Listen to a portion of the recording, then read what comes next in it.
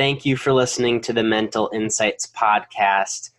I am your host, Brennan Catulli, and we are here today for episode number 37 of the Mental Insights podcast with my guest, Michele. Michele, thank you for being here today. I'm glad we were able to find this time to have you speak more about the work that you provide for others within the field of mental health. Well, thank you. Thank you very much for having me. I'm excited to be here. My pleasure, and I think we'll have a lot to dive into. But at first, I really like to ask my guests this, and it gives a good stepping stone for what we're going to be talking about. And that being, when did you first become aware of mental health, the importance of it, and the factors that it plays within our everyday role as humans?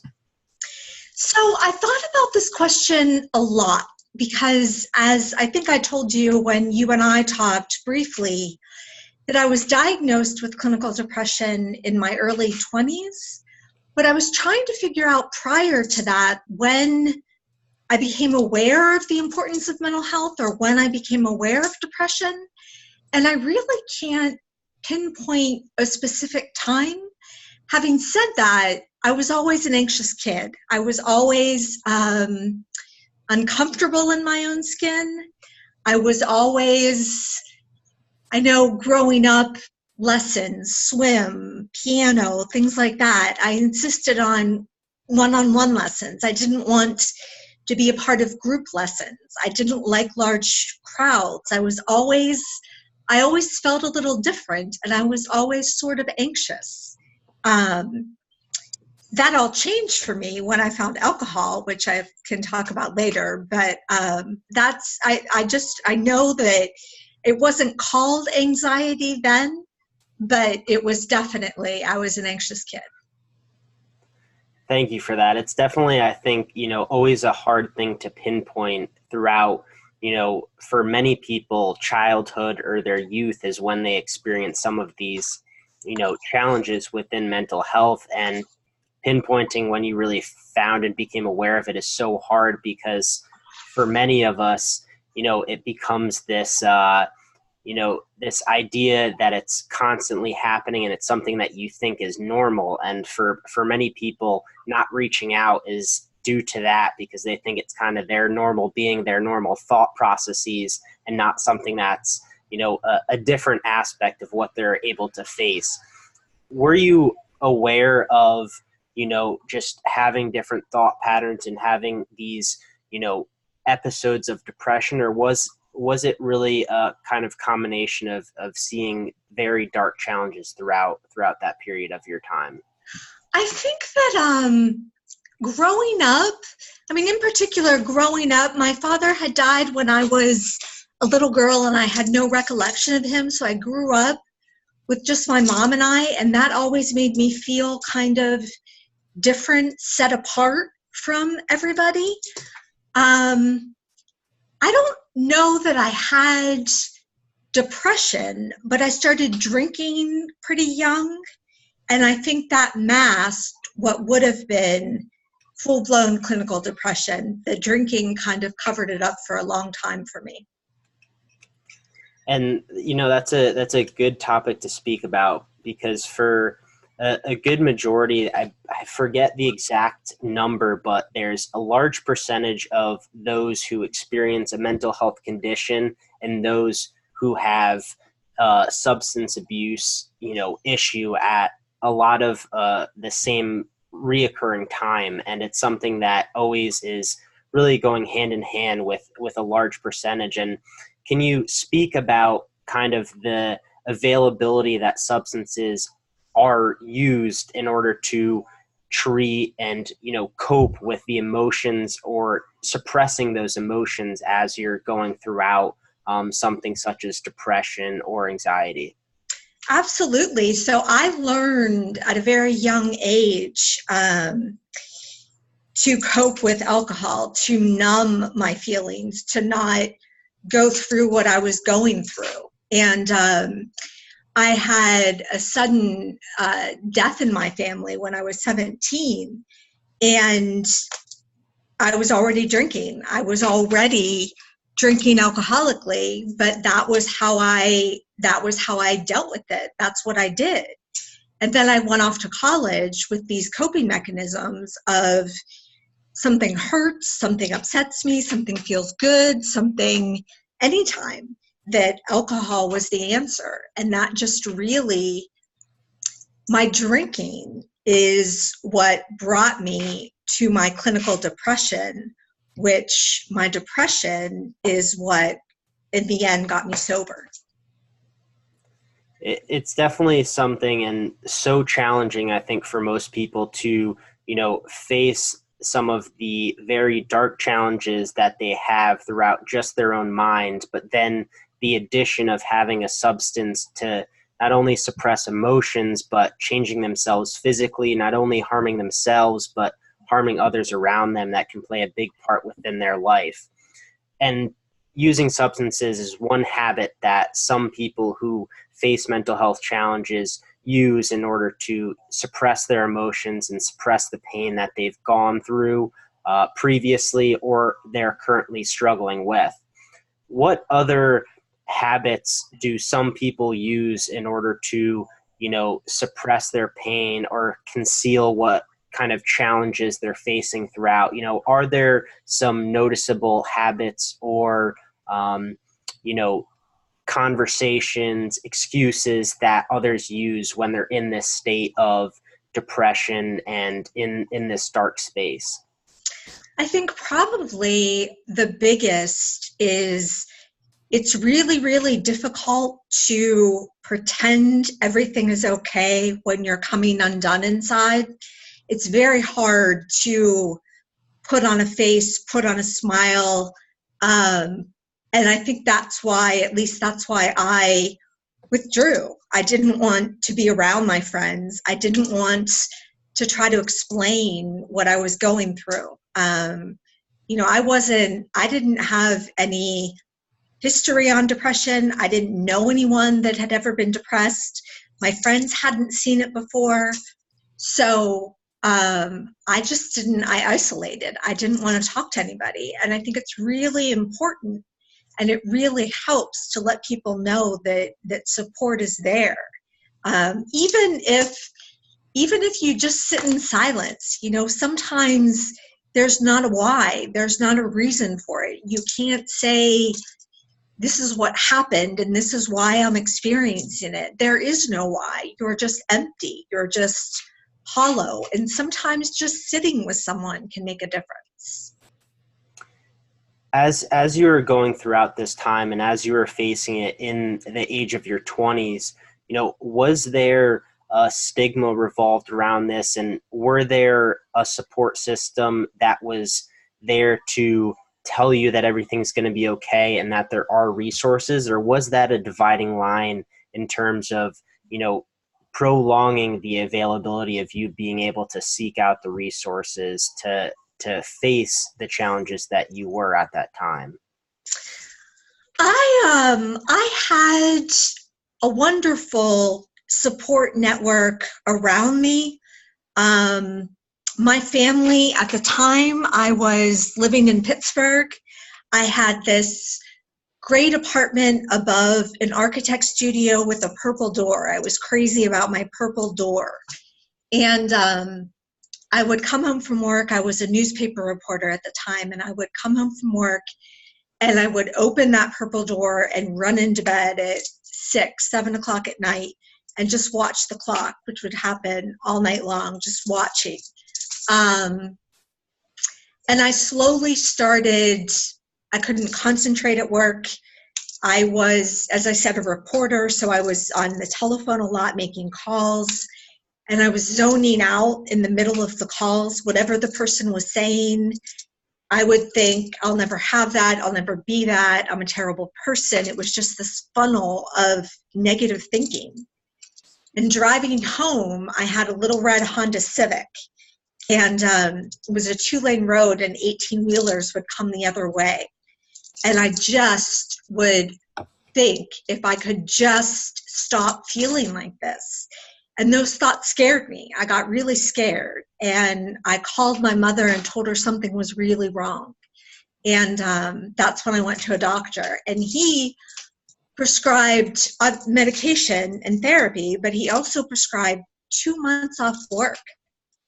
I was in my 20s. My friends were getting jobs and getting married, and I had to move out of that fantastic apartment in Pittsburgh and move back into my old bedroom, where I stayed with the covers over my head for those 2 months. I was suicidal. It was a really hard time, but I had friends that kept coming by even though I didn't want to talk. I had a boyfriend at the time that kept trying. I had a lot of people that stayed by me.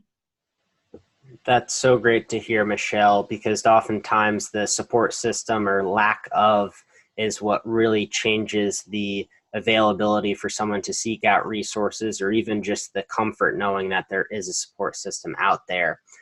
I think for many people, especially in our society today, there's many misconceptions about any of these conditions, such as depression, anxiety, bipolar disorder, schizophrenia, and there's a large stigma wrapped around these where people think that they can't seek out help due to, these large overarching misconceptions and stigmas that are wrapped within these.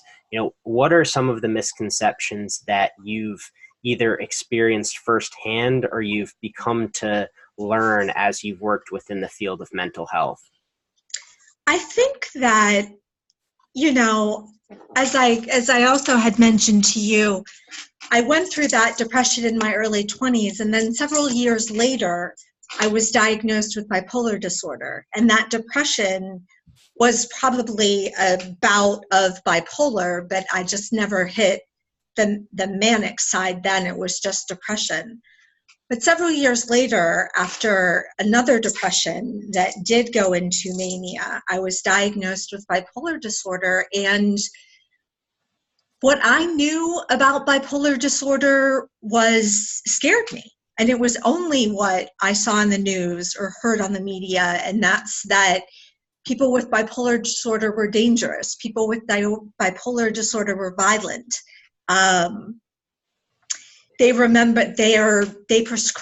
My doctor prescribed a drug during that time that I looked up, and the information on it said the person had to wear a bracelet to identify at all times that they took this drugs, and it could cause X, Y, and Z. And I was terrified. I didn't know what that would mean or what that meant for the rest of my life when I got that diagnosis. And, I think that I have people with a serious mental illness represent less than 1% of all gun-related homicides in the US. But that's not, I wasn't thinking that when I was diagnosed. And what I have found is that everything I thought about being bipolar was false. And it is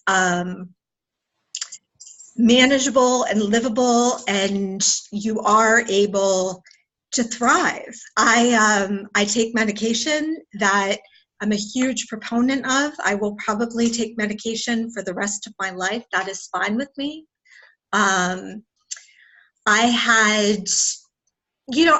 struggled a lot with accepting my mental illness. At the time, I was working as an assistant at the Washington Post magazine, and I had this bout, and I was hospitalized for it. And then it was the same thing as it was in my early 20s. I had to go back into work with people knowing where I was and people knowing what happened. And I had to walk in and hold my head high and rebuild that self-confidence. And, everybody was being careful around me or making sure my workload wasn't too much. And I really had to fight my way back that this is okay. And that's the biggest thing I think I work on with clients, is transforming a negative belief around mental illness that you can live a successful, thriving life. Thank you for that, Michelle. I really appreciate it. And before we touch into your own work and how you work within clients, I do want to touch about the topic that you just brought up in terms of self-confidence as you were going back into the workplace and trying to build yourself up. I think it's such a valuable effort that you were able to do that in such a time of distress. How are you able to find the courage and find the strength to learn to love yourself? And what were some of the exercises or habits that you were able to do that to learn that you were worth it and you did have the availability to be in a workplace and have the opportunities as anyone else? I think that, there's a lot of, unless someone has gone through depression, bipolar disorder, schizophrenia, anything, unless anxiety, unless someone has gone through it personally themselves or knows someone that has, they really don't have a frame of reference to understand. When I started to go through that second depression after my early 20s, my then boyfriend at the time was of the school that you pull yourself up by your bootstraps, and used to say, "You're so miserable, Michelle. If you would just think positively, everything would be all right." And I tried. I wanted to think positive, but I couldn't get there. And that experience that I told you about, having to walk back in the doors at work after being in the hospital, happened not once, not twice, but 3 times that I had to go through the same exact thing. And after the 3rd time, I became really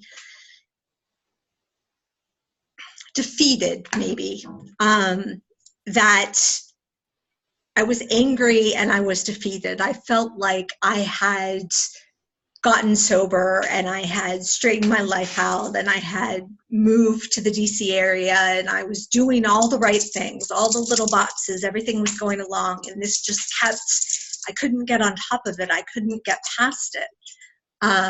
The journey to self-love and the journey to acceptance was a long one. That did not happen overnight. But I think that, I used to feel that I was defined by my mental illness, that depression or bipolar disorder, it defined me. That's really all I had to offer. And today I know that it's shaped who I am. It's shaped things that I do and work I want to do and things that excite me, but in no way does it define me at all. And it took a while to learn that.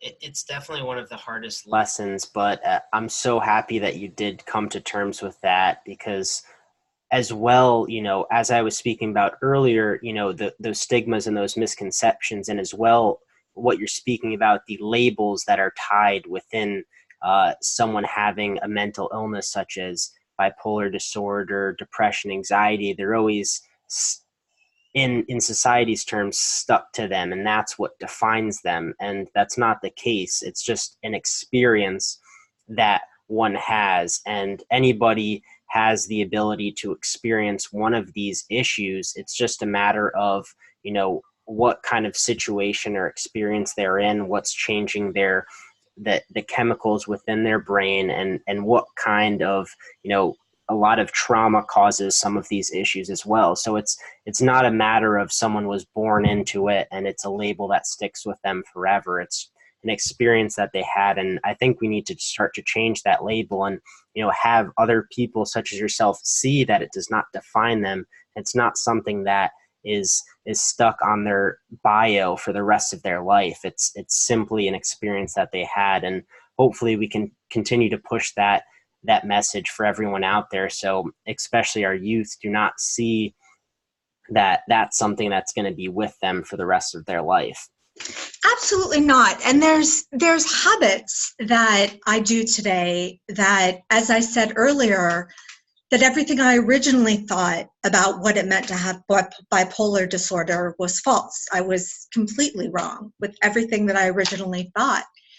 And what it does mean is I take medication and okay, but I also learn how to take care of myself and the importance of getting enough sleep. It isn't rocket scientist. It isn't anything that anybody else doesn't do either. But I'm careful on my stress levels. I'm careful on getting enough sleep. I take extra care of myself today.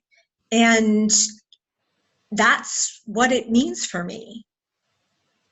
It's certainly a valuable tip and lesson in terms of just the lifestyle that can have a drastic change on your own perception and mentality throughout the day. It's certainly something that is starting to catch on of, focusing on your sleep, focusing on exercise, nutrition. There's many different facets depending on the person of, what can truly change their own mental health and change the way that they, view the world and themselves today. I think as the, transition of we've been speaking about your experiences and then we got a little glimpse into, how you're able to help clients today, I would love to offer this time for you to speak about the 6 to 9 week programs that you offer your clients and give us a little glimpse as to what my audience could expect from some of these programs if they want to seek out some of your resources. I think that, one thing that's really, let me see here. One of the questions that you asked, which was a really good one, is it's worth saying that all of those experiences that I was talking about, that it's been many years now since I've had a depressive or manic episode. And I attribute a lot of those years of simply living with my mental illness to medication and also a focus on mental wellness. And we as the conversation around mental health has started to shift a little bit to mental wellness. And somewhere here, I'm not going to find it, the World Health Organization defines mental wellness as coping with stress and contributing to the community and levels of success. And for me, what it really means is focusing on the mind, body, and spirit and having all of that connected in unison. And that's when we're really in balance. And by doing that, it is the ways that I do that with clients and with myself is through mindfulness and meditation, practicing gratitude, exercise that you mentioned, and journaling. So the exercise, when I started to feel, I was still not answering the door. When I was in my early 20s and I had to move back to my mother's house, I had an aunt that used to come over and she used to ring the doorbell on our lunch hour. And I wouldn't answer the door. I didn't want to see anybody. I didn't talk to anybody. She knew I was in there and she kept coming back over and over again. And finally one day I answered the door and she got me to go to Twin Lakes, which was a lake by my mother's house. And we walked, and we may not have said anything, but my legs moved and I felt the fresh air. And when I got home, I felt like I had just done so much with my day. I was so proud of myself for getting out there. And those few steps and that movement was my first step to healing, which I didn't even know it then. And exercise, which is hard for me today. I'm always too busy, too tired, too hot, too something. But it changes your mindset. It changes everything about my day when you take the time to do that shift. Meditation was a very big struggle for me in the beginning. I used to think it was all about the act of meditating. So it was making sure the room was right, or the music was right, or I was sitting correctly. And I couldn't get my mind quiet. For the life of me, I couldn't get my mind quiet. And during that time, I realized that walking my dog or going on a hike, my mind was completely silent. I was able, in those instances, to be 100% in the moment.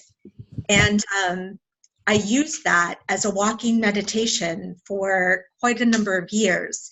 Today, I use guided meditations, but nature is still a huge meditative force for me. And there's proof in medical journals that, meditation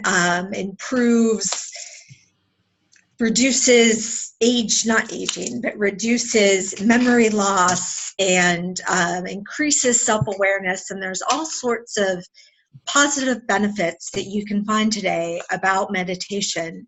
But the biggest one for me that I have found is controlling my anxiety. I still do get anxiety today. And with meditation, I can excuse myself of an anxious situation, go into the bathroom, close my eyes, focus on my breathing, calm myself down, and then go back out and face it. Or there's many, many meditation apps. Insight Timer is one of my favorite, that you can get on your phone, stick in your earbuds and listen to a meditation. And the deep breathing helps enormously, I have found, with my anxiety. The other thing I'm a big proponent of is journaling, which comes easy to me because I was a writer. But some people say, I don't know what to write about. I don't know what I should write about. And it might be helpful to set a timer for 3 minutes, 5 minutes, and write about your perfect vacation, or your boyfriend, or your spouse, or even your dog, anything. The idea is to simply get writing, and it's important to do it pen to paper. In this day and age, everybody jumps on the computer. It's easy to just type a quick, or do it on your phone in the notes section. That doesn't count. It's pen to paper that really shifts the brain and makes an impact. I love all of those different opportunities to practice mindfulness. I love a lot of those, and I definitely agree the pen to paper versus on technology is certainly, I think, one of the biggest misconceptions of still the availability of journaling, but really the pen to paper is what you should focus on. And having a journal, I think, is certainly so important, because as little as just waking up and writing down for 5 minutes can change the outcome of your day. It can change your perception of what you want to attain for today and what you should just focus on. I think for any of those different activities, just as little as 5 to 15 minutes to perform one of those can change your day. And like you were saying, when you were in that place of depression, of being in your own home, just stepping outside and going for a walk, not even communicating, just being in the presence of your aunt, that drastically changes. And that was your first step into recovery. And I think that's such a valuable lesson, because for many people, that is the reality of them being inside and not knowing any of these activities and what they could displace. And even just having a journal on the side of your desk can be that awakening moment of saying, all right, this is one step forward, and making that step is certainly one of the hardest. What do you think transpired throughout your time and your mindset of knowing that having, one of these activities in your day would be that beneficial? How did you find the love and the motivation to perform some of these activities throughout your day? Well, being able to perform them throughout your day takes commitment. It definitely takes the commitment to say you're going to do this. And as you just said, doing it can change the course of sitting in traffic, your attitude about sitting in traffic, or coming home sitting in traffic, or the way you interact with your friends. Your mindset is changing, and it's going to have an influence on the way you interact with everything around you. I think a lot of it also goes back to what we were talking about a little while ago about self-love and being able to make those choices for yourself, that these are things you're going to do for yourself. I think that makes a difference. I think that's one of the, biggest blessings and the biggest opportunities that we have each day is waking up with a refreshed mind, waking up with a new perspective, that each day we have the opportunity to take that step forward and say, okay, today I'm going to meditate for 5 minutes, or today I'm going to go outside and go for a walk in nature. And really it's about that commitment of waking up each day and knowing that the past 10 days that you didn't do it, that does not matter. Or the past 10 days when you've experienced a negative perspective or thought within your life, or you've played yourself down, does not necessarily matter. And I think having that mindset of waking up each day and having that new refreshed opportunity can change the way, and it can allow you to perform some of these activities and really take those steps forwards. Because within things such as depression and anxiety, you're always either focusing on the past or you're focusing on the future. And like you were saying, mindfulness, it really brings you into that present moment. It brings you into being truly encompassed in your day to day, which I think is definitely the most important thing. And I think having that refreshed mindset in the morning, you can always have that opportunity to make that choice. Today, am I going to take care of myself? Am I going to love myself? Am I going to do some of the activities that will make me feel better or that I enjoy to do? And I think that's one of the most important things and one of the most important choices that we have each day to make. I think also one of the other things that can really change our own mental health and well-being is our environment, whether it's our relationships, whether it's our home environment, or whether it's just what you're putting into your body, how you're interacting with other people. Can you speak about how, much an environment can play within your own role and how that can change the course of your own mental health? I think that I think your environment is really important, and I just had a memory bubble of, and I still do it today, but even when I was in college and it was time to study for a test, I had a final or something the next day, I would spend an hour, whatever it was, cleaning the entire room, getting everything situated, everything clean, everything out of the way, so everything was set to sit and do what I needed to do.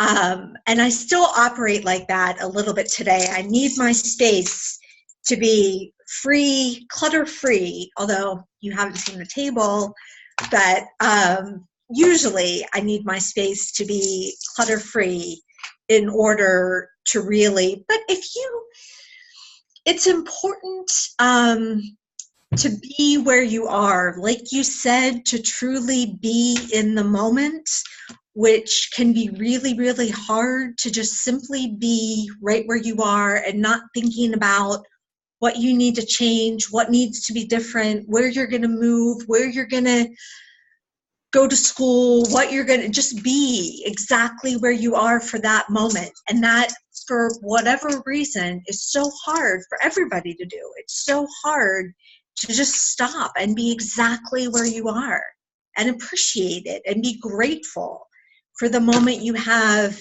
in front of you.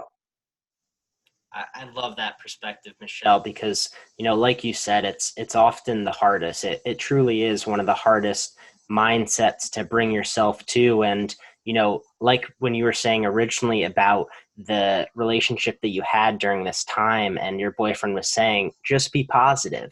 It's the same thing because, I think that's one of the hardest challenges when you are in a mentally healthy state and you're trying to change the course of someone who may be experiencing a episode of depression or experiencing anxiety, and they're in, whether it's, a manic episode, when you're trying to help and lead someone in the right direction, it's not about telling them how to just change their perspective or their mindset.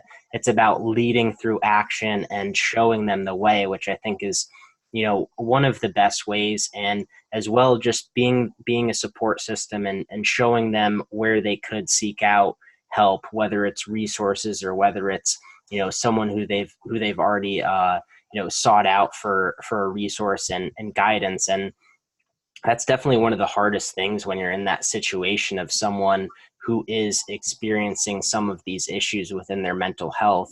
In your scenario now that you are working with clients, how do you share whether it's they're being supportive to another being, or whether it's how their support system is around them? How do you teach others to be, supportive and to seek out support in the right manner when they're experiencing a challenge within their own mental health? Well, I think it's important to realize I do not work with people who are in crises. So I am not a therapist, I'm a coach. And my job is to really help get you from A to B, to hold you accountable and get you to where you want to be.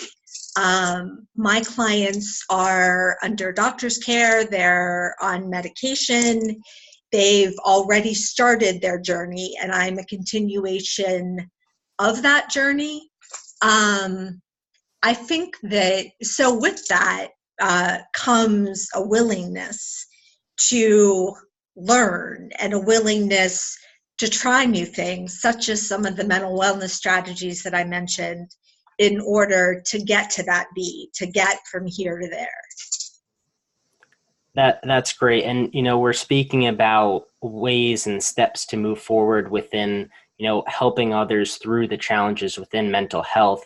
And I think this brings up a good question in terms of the future of what we can do within mental health. And, you're certainly a big stepping stone in making that mark and helping people from A to B to find out the right resources and to make the steps to move forward. But how can we really create a society or, environments within our communities that welcomes the conversation of mental health, that welcomes everybody at large, that welcomes the person who is in a healthy state, but also the people who feel like they're lonely, who are experiencing a mental health challenge? How can we combine this community together and make it so that our society is welcoming to all, and that we can continue a conversation of that mental health is just as important as physical health, as emotional health, and that mental health is something that we need to be on the forefront of our society?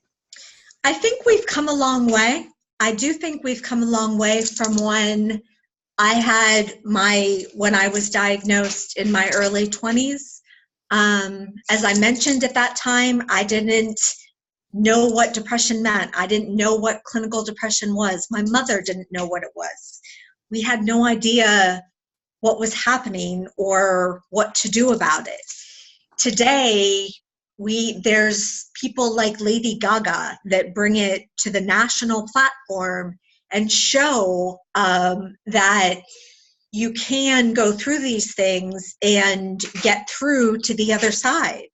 She's proving that you can live a full, thriving life. And I think that gives a lot of young people a lot of hope. And that's what it really comes down to, is hope that something can be different. When I was laying in that bed in my old bedroom in my 20s, I didn't have any hope. I was suicidal. I had lost all hope. I couldn't imagine that I was ever going to feel another way. And that is the reason why I do what I do today and talk about my experience so boldly, I think today, is because nobody should ever feel like that. Nobody should ever. There's always a flicker of hope. There's always hope that tomorrow is going to be different. And I think as a society, we've come a long way. I think we still have a long way to go. But I do think that offices that have wellness rooms and people that encourage, we're getting there. Slowly, the conversation of mental wellness is opening the door a little bit more, and we're starting to get there with mindfulness and mental wellness. We're definitely making steps forward, and there's certainly room for improvement, but I definitely agree that we're on the right track, and we can change the way that our society views people who are experiencing any mental health condition, but as well, we all have mental health, and it's something that we truly need to encapsulate within this conversation. I think the message of hope really brings about a great conversation. And for any of my audience who is listening, and as well yours, what message can you give them, as maybe some of them are experiencing some of these episodes of depression, of mania? How can you, or how did you find hope, and what message do you have for them to find it within themselves during maybe a time that they are struggling at this moment? That's a really good question. Originally, there is always hope. There's always reason to hold on. I think that for me personally, my drinking and my depression were so intertwined during that time, and I didn't even know it. I didn't even realize it until I put down the substance, until I stopped drinking and could really deal with the problem at hand. That's when I changed. That's when I started to heal, I think. But I think that, call somebody, let someone know how you're feeling. You're never by yourself. You never have to go through anything alone. And as I said, if you don't want to talk to anybody, don't talk to them. Sometimes it's helpful to just have somebody there, just sit with you. You don't have to explain. You don't have to detail. You don't have to say anything. It just helps to have somebody just sit next to you. And if that's all you are able to do right now, that is more than enough. So definitely my biggest thing would be reach out to somebody, let somebody know that you're not, that you're feeling alone, and know that you are not by yourself. Thank you for that, Michele. It's definitely an important message to know that, it is okay to not be okay. And it's okay to reach out to someone, just to even be there in your presence, to be there as a support system, to be there to communicate with you if you so choose to. There's the idea that, the presence around you can drastically change how you feel, and support is what we need. Human interaction is what we need, whether it's through communication or whether it's through body language. And these can have profound effects just on making us feel safe and making us feel comfortable. To really bring this all into a big circle within your own experiences and within the insights that you are currently bringing to your clients, this is a question that I love to ask my guests at the end of the episode, to really showcase what was a true defining moment within your life. So I like to offer this time for you to picture that, or you might be in the process of writing your own book about your experiences, about any lessons that you've had. I want you to give us a glimpse into one chapter of your life, and that could be a profound moment, it could be an impactful message, or it could just be something that you want to leave the audience or leave your network of, what was something that was truly profound within your life. And just give us a little details as to why that was so profound, and why you want to leave that for my audience. Ooh, you ask good questions, Brendan. Wow. I am working on a book about my experiences and more of my journey. I think that really the most profound moment for me, and I'll go back to a moment ago when we were talking about that my mental illness does not define me, bipolar doesn't define me, depression doesn't define me. I really hate the state, you should never say hate. I really dislike how people talk about being broken, how people talk about in our society that they're broken. And I felt that way. I definitely thought that. I definitely felt that way. And because that is how I viewed myself, because that is how I saw myself, it affected all of my choices. It affected relationships. It affected friendships. It was my perception. And it was wrong. It was a wrong perception. I don't believe that we are broken. I don't believe that we're broken. And I might have had a few cracks in the armor, but I put them back together a different way. And I think it really is possible. I think this is really important too. It really is possible to live 2 lives in 1 lifetime.